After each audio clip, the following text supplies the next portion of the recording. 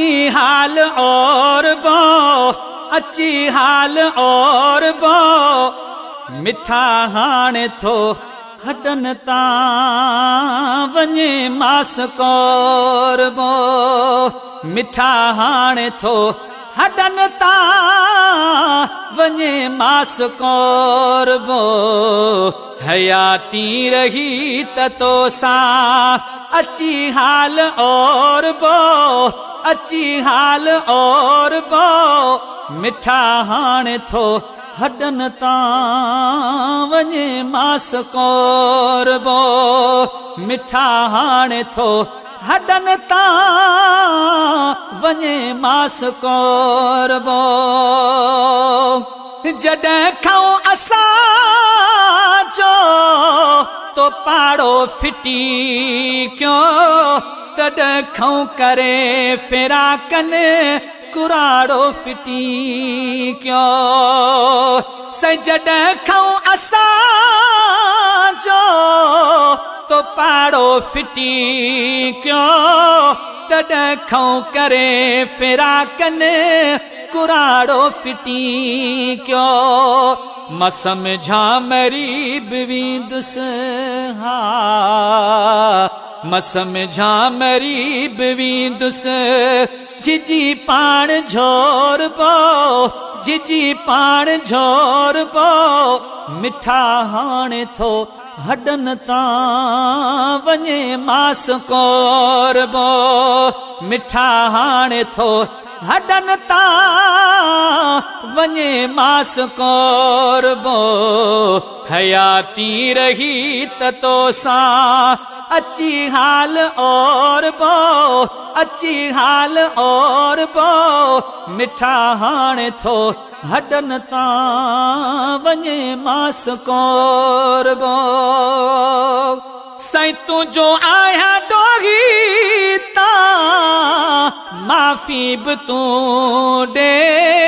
रुगो मुर्क मूं सां खणी नेण मूं ॾे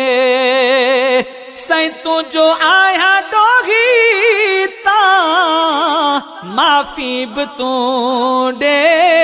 रुगो मुर्क मूं सां खणी नेण मूं ॾे तॾहिं ते अची त तो तां तॾहिं ते अची त तो तां ही घर घाट घोर बो ही घर घाट घोर बो मिठा हाणे थो हडन तां वञे मास कोरबो मिठा हाणे थो हडन तां वञे मास कोरबो हयाती रही त तो सां अची हाल और बो अची हाल और बो मिठा हाणे थो हडन तां वञे मास कोरबो जेसी माफ़ थींदी जुदाई न जेसी कभी रोअण खां अदा बस ताईं न तेसी जेसी माफ़ थींदी जुदाई न जेसी कभी रोअण खां अदा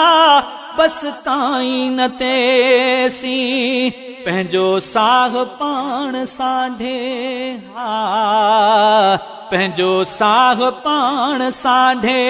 न कंहिं सां पचोर बो न कंहिं सां पचोर बो मिठा हाणे थो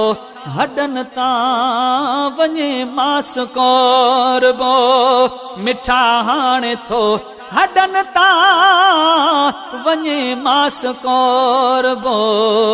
हयाती रही त तो सां अची हाल और बो अची हाल और बो मिठा हाणे थो हडन तां वञे मास कोरबो मरी वियुसि त भेरो कबर ते कजाए तूं पढ़ी के बटरे कुल अची बख्श जाए तूं सोना मरी वियुसि त भेरो सबर ते कजाए तू पढ़ी के बटे कुल अची बख्श जाए तू अव्हां खे ॾिसी मिलण कान हा अव्हां खे ॾिसी मिलण कान उज़वन खे चोरबो उज़वन खे चोरबो मिठा हाणे थो हडन तां वञे मास कोरबो मिठा हाणे थो हडन तां वञे मास कोरबो हयाती रही त तोसां अची हाल और बो अची हाल और बो मिठा हाणे थो हडन तां वञे मास कोरबो को दिलगीर रोए तां त दिल जाए डिबी आ पिरी तोखे परतल ही गुलामे नबी आ को दिलगीर रोए तां त दिल जाए डिबी आ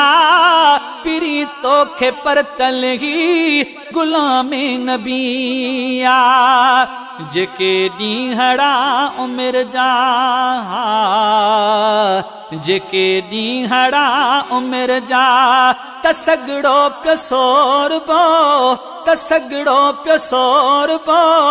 मिठा हाणे थो हडन तां वञे मास कोरबो मिठा हाणे थो हडन तां वञे मास कोरबो हयाती रही त तोसां अची हाल और बो अची हाल और बो मिठा हाणे थो हडन तां वञे मास कोरबो मिठा हाणे थो हडन तां वञे मास कोरबो।